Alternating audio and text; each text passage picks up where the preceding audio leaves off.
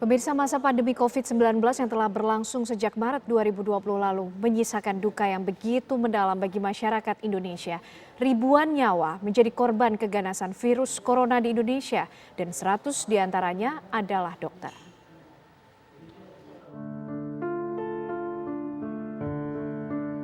Sedikitnya 100 dokter gugur akibat COVID-19 selama 6 bulan terakhir. Angka ini menjadi angka kematian dokter tertinggi di dunia saat ini, di mana negara lain hanya mencatat angka kematian dokter rata-rata sebesar 1%. Tenaga ahli utama kantor staf kepresidenan Dhani Amrul Ihdan menyatakan, saat ini rumah sakit kewalahan menampung pasien positif COVID-19 yang setiap hari terus bertambah. Kondisi inilah yang kemudian membuat tenaga medis rentan tertular COVID-19.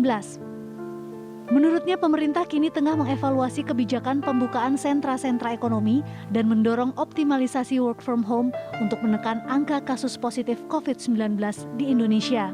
M-nya ini sebenarnya masih kurang. Oke, soal bed sudah ditambah, ruang isolasi sudah ditambah, tapi juga rasio jumlah tenaga medis ini, dokter, perawat, maupun penunjang lainnya masih kurang. Sehingga mereka kelelahan karena menangani pasiennya juga overload gitu loh. Nah, ditambah lagi mungkin tentu kan kalau orang kelelahan imun tubuhnya juga kan turun. Nah, itu Bang Dhani.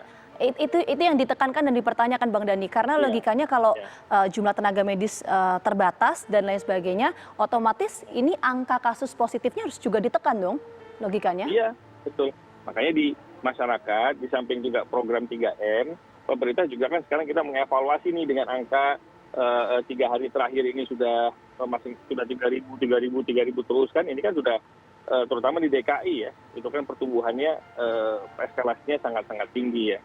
Oleh karena itu kan kita mengevaluasi pembukaan sentra-sentra ekonomi yang tentunya itu menjadi kluster-kluster baru dievaluasi. Optimalisasi pelaksanaan work from home ini juga kita giatkan kembali. Nah, sehingga ini menjadi concern bersama untuk membuat kebijakan yang lebih konkret lagi lah ke depannya gitu. Nah, ini yang kita dorong, kantor staf presiden mendorong kementerian dan lembaga yang terkait untuk mengevaluasi kluster-kluster perkantoran, optimalisasi work from home, dan juga melihat pelaksanaan sub-sub protokol kesehatan yang ada. Karena kan protokol kesehatan ini udah bagus, cuman implementasinya di lapangan kan banyak yang inkonsisten. Nah, oleh karena itu kita minta pemerintah, kantor-kantor pemerintah ini betul-betul jalankan protokol kesehatan sebagai role model. Berdasarkan data Ikatan Dokter Indonesia, IDI, jumlah kematian dokter terbanyak berada di Jawa Timur, yaitu sebanyak 27 orang dokter. Kemudian Sumatera Utara 16 orang dokter dan DKI Jakarta sebanyak 14 orang dokter. Jumlah ini tentu saja sangat memprihatinkan. Di tengah terus melonjaknya penambahan angka pasien positif COVID-19, tenaga kesehatan harus berjibaku dengan ancaman nyawa. Tim TV One mengabarkan.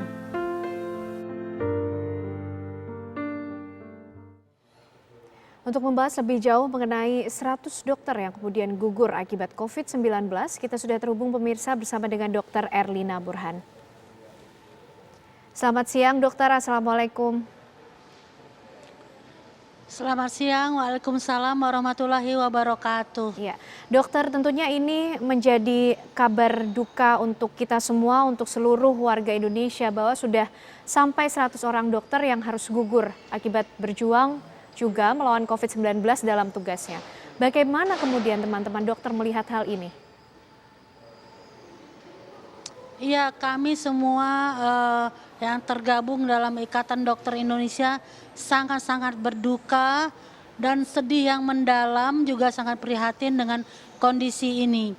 Kita tahu bahwa dokter di Indonesia ini jumlahnya tidak seideal yang disyaratkan oleh WHO ya, kalau dilihat dengan perbandingan dengan jumlah penduduk. Nah, kalau kita sampai terus-menerus kehilangan dokter, bisa dibayangkan bagaimana dampaknya kepada tingkat kesehatan masyarakat Indonesia. Ya, kami sangat-sangat berduka dan prihatin. Baik, dokter, melihat hal ini, sudah 100 orang dokter yang meninggal dunia. Apakah di lapangan sendiri kemudian sudah dilakukan proses evaluasi dan dicari tahu apa kemudian yang menjadi penyebabnya? Ya, jadi ini sudah pengetahuan umum bahwa dokter, tenaga medis, tenaga kesehatan adalah kelompok yang berhadapan langsung dengan pasien yang memang adalah sumber infeksi. Ya, kalau dibandingkan dengan kelompok masyarakat lainnya, maka dokter, tenaga medis, dan tenaga kesehatan adalah orang yang paling beresiko karena memang kesehariannya terpapar dengan kasus-kasus.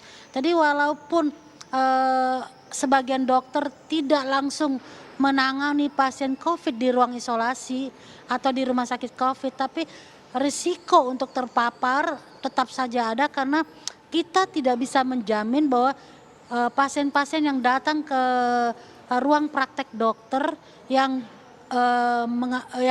tidak terdiagnosis COVID benar-benar bukan COVID.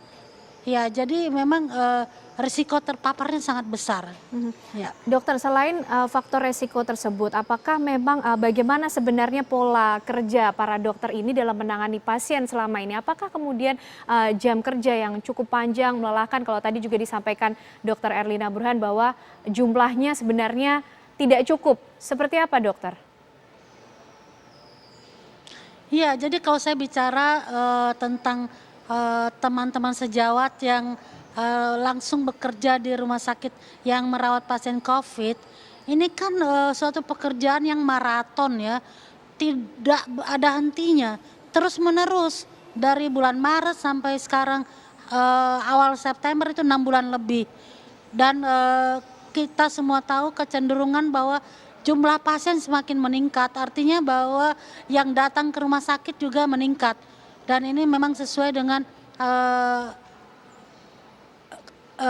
bed occupancy rate dari rumah sakit yang terus meningkat.